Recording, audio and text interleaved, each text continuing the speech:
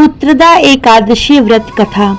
युधिष्ठिर कहने लगे कि हे भगवान, श्रावण शुक्ल एकादशी का क्या नाम है, व्रत करने की विधि तथा इसका महात्म्य कृपा करके कहिए। श्री कृष्ण कहने लगे कि इस एकादशी का नाम पुत्रदा है। इसके सुनने मात्र से ही वाजपेयी यज्ञ का फल मिलता है। द्वापर युग के आरंभ में महिष्मती नाम की एक नगरी थी, जिसमें महिजीत नाम का एक राजा राज्य करता था। लेकिन पुत्रहीन होने के कारण राजा को राज्य सुखदायक नहीं लगता था। उसका मानना था कि जिसके संतान न हो उसके लिए यह लोक और परलोक दोनों ही दुखदायक होते हैं। पुत्र सुख की प्राप्ति के लिए राजा ने अनेक उपाय किए, परंतु राजा को पुत्र की प्राप्ति नहीं हुई। वृद्धावस्था आती देख राजा ने प्रजा के प्रतिनिधियों को बुलाया और कहा, हे प्रजाजनों, मेरे खजाने में अन्याय से उपार्जन किया हुआ धन नहीं है, न मैंने कभी देवताओं और ब्राह्मणों का धन छीना है। किसी दूसरे की धरोहर भी मैंने नहीं ली। प्रजा को पुत्र के समान पालता रहा। मैं अपराधियों को पुत्र तथा बांधवों की तरह दंड देता रहा। कभी किसी से घृणा नहीं की, सबको समान माना है। सज्जनों की सदा पूजा करता हूँ। इस प्रकार धर्म युक्त राज्य करते हुए भी मेरे पुत्र नहीं है, सो मैं अत्यंत दुख पा रहा हूँ। इसका क्या कारण है? एक आश्रम में उन्होंने एक अत्यंत वयोवृद्ध, धर्म के ज्ञाता, बड़े तपस्वी, परमात्मा में मन लगाए हुए, निराहार, जितेंद्रिय, जितात्मा, जित क्रोध, सनातन धर्म के गूढ़ तत्वों को जानने वाले, समस्त शास्त्रों के ज्ञाता महात्मा लोमेश मुनि को देखा। सबने जाकर ऋषि को प्रणाम किया। उन लोगों को देखकर मुनि ने पूछा कि आप लोग किस कारण से आए हैं। निसंदेह मैं आप लोगों का हित करूंगा। मेरा जन्म केवल दूसरों के उपकार के लिए हुआ है, इसमें संदेह मत करो।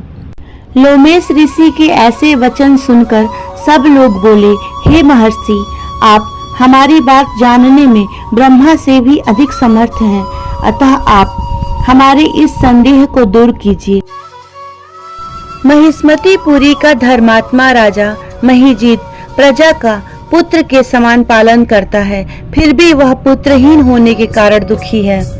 उन लोगों ने आगे कहा कि हम लोग उनकी प्रजा हैं, अतः उनके दुख में हम भी दुखी हैं। आपके दर्शन से हमें पूर्ण विश्वास है कि हमारा यह संकट अवश्य दूर हो जाएगा, क्योंकि महान पुरुषों के दर्शन मात्र से अनेक कष्ट दूर हो जाते हैं।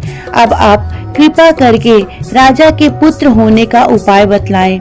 यह वार्ता सुनकर ऋषि ने थोड़ी देर के लिए नेत्र बंद किए और राजा के पूर्व जन्म का वृत्तांत जानकर कहने लगे, यह राजा पूर्व जन्म में एक निर्धन वैश्य था। निर्धन होने के कारण इसने कई बुरे कर्म किए हैं। यह एक गांव से दूसरे गांव व्यापार करने जाया करता था। एक समय ज्येष्ठ मास की शुक्ल पक्ष के द्वादशी के दिन मध्याह्न के समय, जब वह 2 दिन से भूखा प्यासा था, एक जलाशय पर जल पीने गया। उसी स्थान पर एक तत्काल की ब्याही हुई प्यासी गौ जल पी रही थी। राजा ने उस प्यासी गाय को जल पीते हुए हटा दिया और स्वयं जल पीने लगा। इसलिए राजा को यह दुख सहना पड़ा। एकादशी के दिन भूखा रहने से वह राजा हुआ और प्यासी गौ को जल पीते हुए हटाने के कारण पुत्र वियोग का दुख सहना पड़ा। ऐसा सुनकर सब लोग कहने लगे, हे ऋषि, शास्त्रों में पापों का प्रायश्चित भी लिखा हुआ है, अतः जिस प्रकार राजा का यह पाप नष्ट हो जाए, आप ऐसा उपाय बताइए। लोमेश मुनि कहने लगे, श्रावण शुक्ल पक्ष की एकादशी को, जिसे पुत्रदा एकादशी भी कहते हैं, तुम सब लोग व्रत करो और रात्रि को जागरण करो, तो इससे राजा का यह पूर्व जन्म का पाप अवश्य नष्ट हो जाएगा। साथ ही राजा को पुत्र की अवश्य प्राप्ति होगी। लोमेश ऋषि के ऐसे वचन सुनकर मंत्रियों सहित सारी प्रजा नगर को वापस लौट आई और जब श्रावण शुक्ल एकादशी आई तो ऋषि की आज्ञानुसार सबने पुत्रदा एकादशी का व्रत और जागरण किया। इसके पश्चात द्वादशी के दिन इसके पुण्य का फल राजा को दिया। उस पुण्य के प्रभाव से रानी ने गर्भ धारण किया और प्रसव काल समाप्त होने पर उसके एक बड़ा तेजस्वी पुत्र उत्पन्न हुआ। इसलिए हे राजन, इस श्रावण शुक्ल एकादशी का नाम पुत्रदा पड़ा। अतः संतान सुख की इच्छा हासिल करने वाले इस व्रत को अवश्य करें। इस महात्म को सुनने से मनुष्य सब पापों से मुक्त हो जाता है और इस लोक में संतान सुख भोग कर परलोक में स्वर्ग को प्राप्त होता है। ओम नमो भगवते वासुदेवाय नमः।